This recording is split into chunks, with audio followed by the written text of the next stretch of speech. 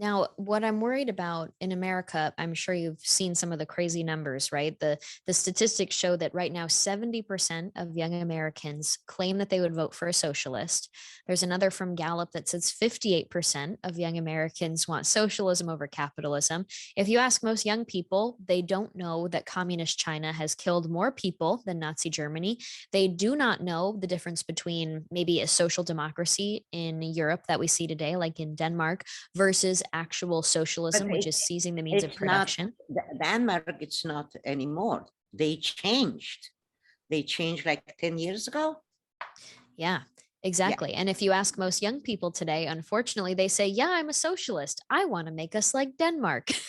And Now, it's but very they don't concerning. know what that means. Yeah, and That is the issue. They exactly. don't know what that means. What that means, they have to learn. They will have. They will give them a place into an apartment. Yes, but they will share the kitchen, the bathroom. This one, that's what was. That's what you are sharing. And if people had an apartment with 3 bedrooms and 3 kids, they can kept one. On the other 2 bedrooms was another family, and they had to share the kitchen and the bathroom. Mhm. So Now, yeah, they will give it to you, absolutely, and they will give you an internal passport. It's called internal identity, and they will tell you where you can work. If you don't work, you are a parasite. You can not to work. They will give you a job, whatever job, and can be in the suburbs of Little Rock, Arkansas, because that's where they need you to go to work, because they decide how many factories are, how many trains are, how many cars have. And if you don't work, you'll end up in jail. You're a parasite. That's part of what it is. They will give you an internal, like, no, there are shortages. There were shortages there, but we had red, yellow, green coupons. And you have to cut the coupons, and these coupons will tell you how many kilograms of meat can you have in a month, because you have to cut it down and you give it, and they will give you that meat what was given to you, was assigned to you. How much bread in a day it's assigned to your family, how much they will assign to you, everything wonderful. And then to get that, when the shortage start, you know what you do? You stay in line for hours, hours on hours on hours. But if you have the relationships, you don't. You go to the writers club and you get anything you want.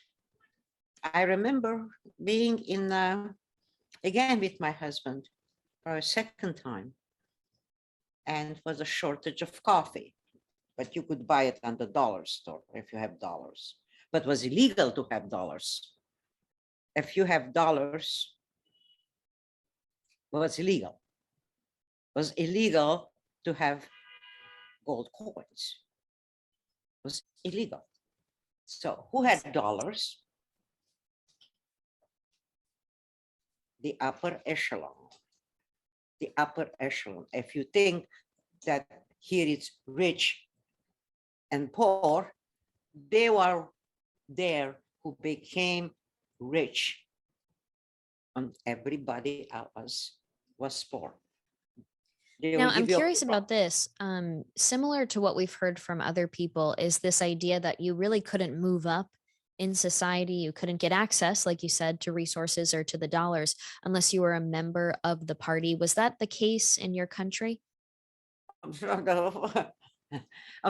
you know, lots of people got this to become part of the Communist Party, but doesn't mean just because you are in a communist party that you'll have access to these things. You have to be in very, very high, you know, the ministers, the entourage of the people. If you are successful, as I became successful, I moved in that entourage. So I don't have a problem anymore. And I was not a communist ever, because when they asked me to be one, I said, absolutely not. I said, because when I was young, when they have Uteme with the Che, all kind of, you know, different ages of the communist parties,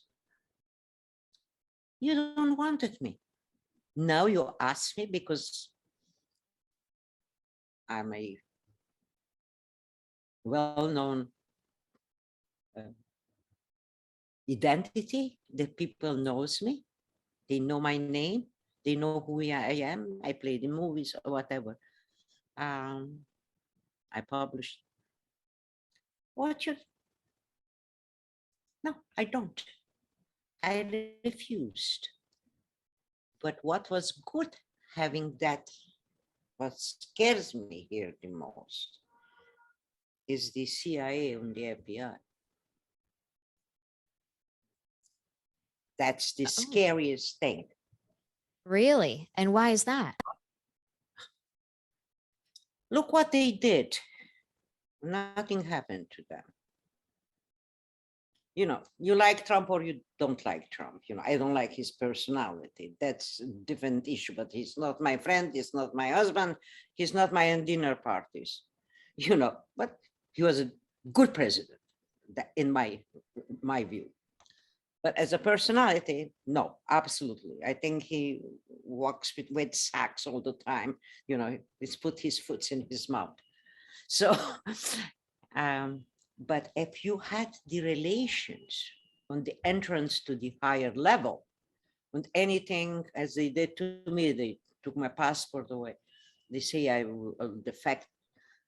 I knew, knocked in the door, make a phone call, and all they asked me, Ildiko, give me a word of honor that you did nothing, that you are aware of it, that they can do that to you, and you solve the problem. But here, you can do nothing. Look, all these people. Look, all these people who are in trouble, and they lost their, and they were generals, and they were, you know, they want to put you to jail. They want to bring you to courts. They do. Or you have to, you lose your livelihood. And you have nobody, it's responsible for what they did to you. And they were all lies. All lies. The Russian dossier is a lie. That anything happened to these people on the FBI or CIA? Nothing. Nothing. Says we have to make sure. We need take insurance that he will not be the president. And I'm not referring it's Trump, but they did it to other people. They did it to other people. Look, but if you have the connection there, you could. I was lucky I had it, but other people, they didn't.